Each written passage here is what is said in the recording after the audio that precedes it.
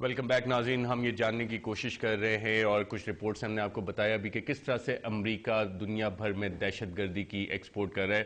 Break پہ جانے سے پہلے ہم نے ایک سوال اٹھایا تھا ماروی میمن صاحبہ کے لیے. اس سے پہلے کہ میں ماروی میمن صاحبہ کی طرف آؤں، اسامہ میرا آپ سے سوال ہے، پچھلے سیگمنٹ میں آپ نے کہا تھا امریکہ جو کچھ بھی کر رہا ہے وہ اپنی ایک ڈکلیئرڈ پالیسی کے تحت کر رہا ہے، تو کیا امریکہ اپنی ڈکلیئرڈ پالیسی کے تحت دہشت گردی بھی ایکسپورٹ کر رہا ہے؟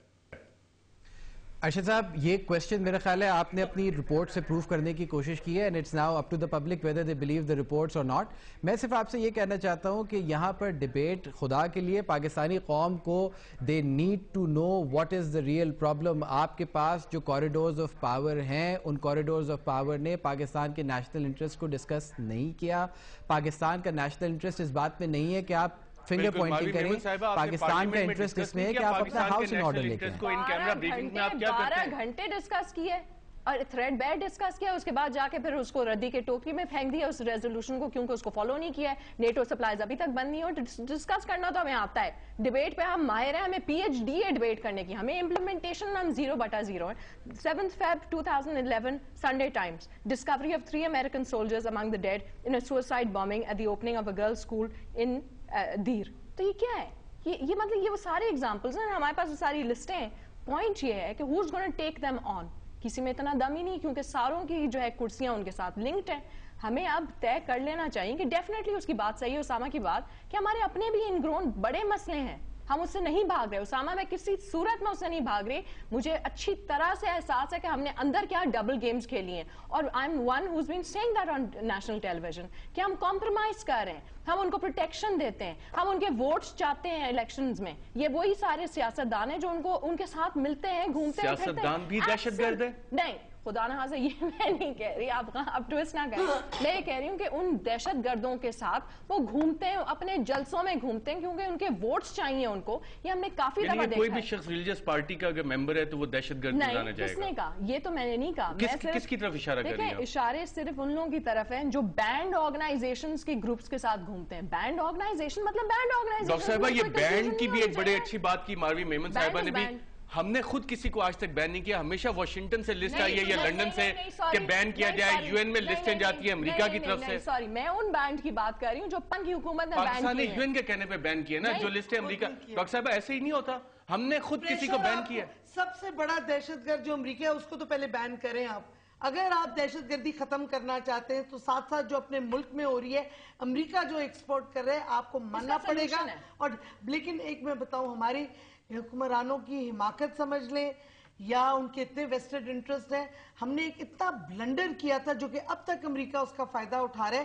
بوسنیا میں جب جنگ ہو رہی تھی تو امریکنز اور برٹش اوپنلی نہیں چاہ رہے تھے کہ بوسنینز کو ٹریننگ وہ لوگ دیں، کیونکہ رشیا سربیا کو سپورٹ کر رہا تھا. اس وقت ٹرکی، سعودی عربیہ، ایران اور پاکستان، ویری انٹرسٹنگ، شیعہ سنی ڈیوائڈز ختم ہو گئے سارا.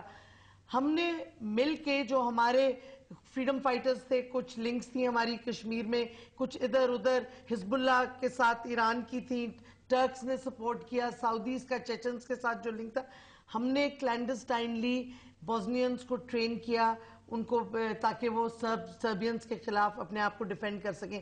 اس وقت ہمارے حکمرانوں کی وہی غلامی کی منٹیلٹی یہ تھی کہ ہم نے اپنے جو ہمارے آپریٹیوز اور ایسٹس تھے کوورٹ، ان کے ڈائریکٹ کانٹیکٹ دے دیے سی آئی اے کو، برٹش اور جرمن انٹیلیجنس کو. اب تک ہم پچھتا رہے. ان میں سے کئی جو ڈبل ایجنٹ، وہ جو ایسٹس تھے وہ پھر کنورٹ ہو گئے انٹو ڈبل ایجنٹس، اور ہمیں اس کا نقصان اب تک بھگت رہے. دس از واٹ کمز جب آپ ایسے ملکوں کو ٹرسٹ کرتے ہیں. سلوشن ایک ہی ہے. سلوشن یہ ہے کہ یو ایس کی جو ایگزٹ اسٹریٹجی ہے، جس طرح سے افغانستان کے ساتھ فیزڈ آؤٹ ہونی چاہیے، اسی طرح سے پاکستان میں سے اب انہوں نے نکلنا ہوگا. لیکن اس کو فیز کرنا پڑے گا، اس کو ریزنیبل ایک ریئلسٹک قسم سے اس کو فیزنگ آؤٹ اس کی کرنی پڑے گی. اور اس کے لیے صاف اور شفاف نان کرپٹ حکومت کی ضرورت ہے، جس کی جو ہے کوئی الیجنس امریکہ کے فلیگ کے ساتھ نہیں ہے لیکن پاکستان کی عوام کے ساتھ ہے.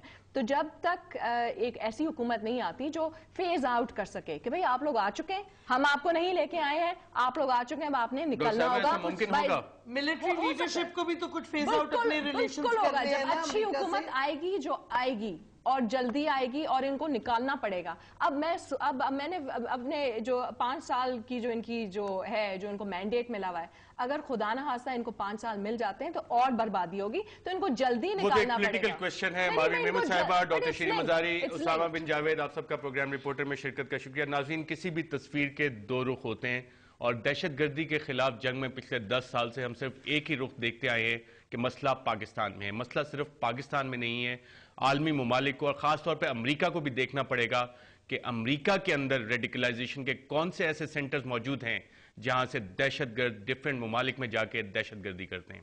اجازت دیجیے گا ناظرین, اللہ حافظ.